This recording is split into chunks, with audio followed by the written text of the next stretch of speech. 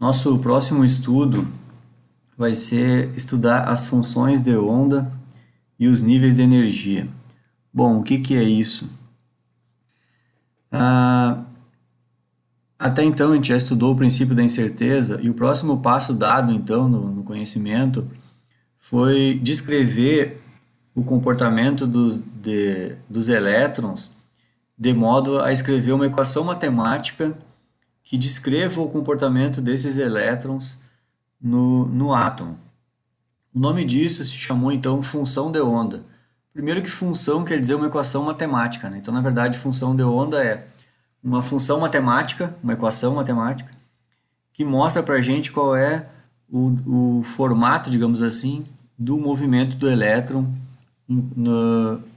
em torno do núcleo atômico. Bom, quem desenvolveu essa função matemática foi o Erwin Schrödinger, tá? Essa equação matemática, então, ela é simbolizada pela letra grega psi, que é esse símbolo aqui, tá? Bom, então, repetindo, essa equação matemática simplesmente nos mostra o formato, então, do movimento de um elétron, tá? Se pensarmos desse jeito, um outro camarada, que foi um físico alemão, Max Born, ele propôs então que se a gente fizer o quadrado da função de onda, tá? Que é essa simbologia aqui, o psi ao quadrado, o quadrado da função de onda vai nos dizer então a densidade de probabilidade de encontrar um elétron. Então, percebam que é o seguinte, a função de onda nos mostra o desenho, digamos assim, do comportamento do elétron. Já o quadrado dessa função vai nos dizer a densidade de probabilidade de encontrar esse elétron. Bom, eu tentei, aqui tem alguns exemplos no livro, né, mas eu montei um desenho aqui para explicar a seguinte coisa, tá? Então, o psi é a função de onda, que foi a equação de Schrödinger que fez, tá? E o psi ao quadrado é a densidade de probabilidade, entenderam? Mas perceba que vocês devem lembrar o que quer dizer densidade, né? Qual é a densidade de um líquido? É a massa do líquido dividido pelo volume dele. Posso pensar na densidade da mesa que eu estou aqui trabalhando. Vai ser a massa que essa mesa tem dividido pelo volume que ela tem, né? E aqui é a mesma coisa, só que a densidade aqui, na verdade, ela é a probabilidade, tá? Dividido pelo volume. Ou em outras palavras, qual é a probabilidade de eu encontrar o elétron em algum lugar dividido pelo volume em que eu acho que esse elétron está, certo? Então, a densidade de probabilidade, se a gente quiser realmente saber a probabilidade de encontrar um elétron em algum lugar, eu tenho que pegar essa densidade de probabilidade e multiplicar pelo volume, que é onde eu quero imaginar que esse elétron está. Inclusive aqui tem um exemplo aqui embaixo, que eu não vou explicar tanto em detalhe, mas está explicado aqui nessa parte aqui, tá? Bom, mas o que eu quero também mostrar aqui é que é o seguinte, ó, sabendo então da probabilidade, se a gente conseguir saber a probabilidade de encontrar um elétron em determinado local, isso já é um grande indício para a gente começar a entender os próximos assuntos aqui. Bom, então eu vou voltar aqui para o material, né? E o seguinte, o Schrödinger fez um cálculo teórico que é chamado de onda dentro da caixa. Aqui eu acho que... Não. Partícula em uma caixa. Eu vou explicar para vocês, assim, ó. Ele imaginou, é uma coisa teórica, né? Não fez na prática isso aqui. Mas imaginando que a gente tivesse uma caixa em 3 dimensões, né? E aí, então, a gente poderia imaginar que a gente poderia ter diferentes comprimentos de onda dentro dessa caixa.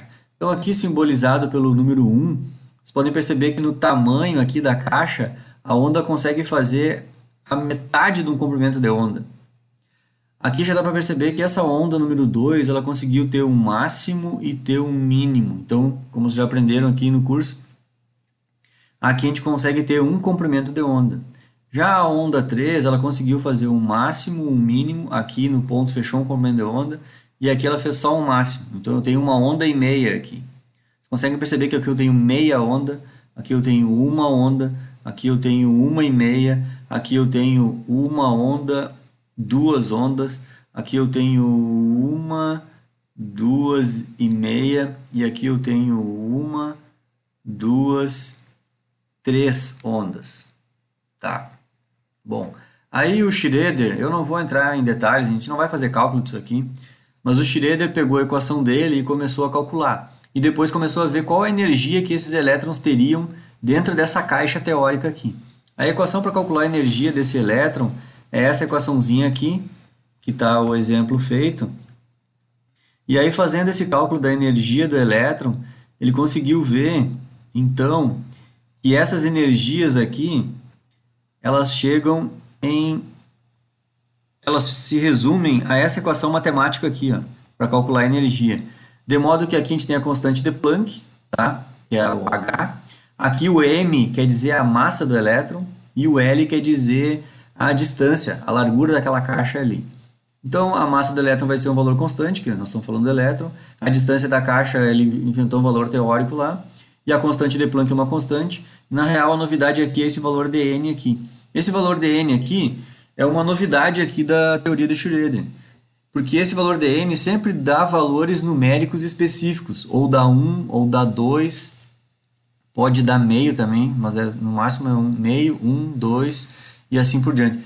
Então, isso aqui já é uma coisa que mostra que a mecânica quântica, pela mecânica clássica, o elétron poderia ter qualquer tipo de energia dentro de uma caixa, e aqui não. Em outras palavras, dá para a gente ver que determinados tipos de energia não cabem dentro daquela caixa. E é bem o que dá para enxergar nesse desenho aqui, ó. Dentro dessa caixa aqui, a gente não poderia ter menos que a metade do comprimento de onda.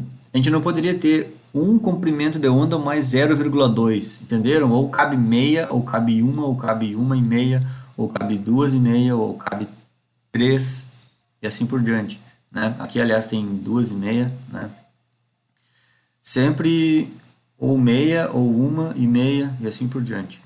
Bom, então, nesse experimento aqui, do cálculo da onda na caixa, o Schroeder também fez um próximo cálculo para mostrar para a gente o seguinte, ó.